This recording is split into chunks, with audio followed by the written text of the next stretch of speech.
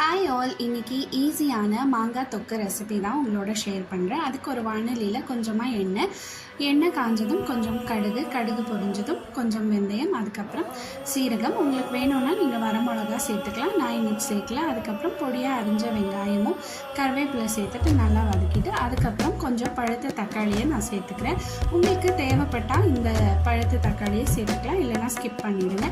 அதுக்கப்புறம் மாங்காவை நீங்கள் கட் பண்ணி கூட சேர்த்துக்கலாம். நான் இன்றைக்கி மாங்காயை நல்லா துருவிட்டு அதையும் நல்லா வதக்கிக்கிறேன். அதுக்கப்புறம் கொஞ்சம் மஞ்சள் தூள், உப்பு, அப்புறம் சில்லி பவுடர் சேர்த்துக்கிறேன்.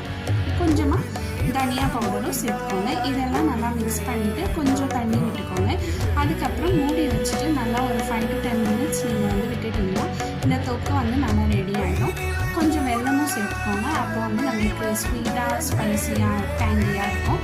அதனால இது நீங்கள் சாதத்துக்கு சேர்த்து சாப்பிட்டுக்கலாம். ரொம்பவே சுவையாக இருக்கும். ட்ரை பண்ணி பாருங்கள். Bye friends.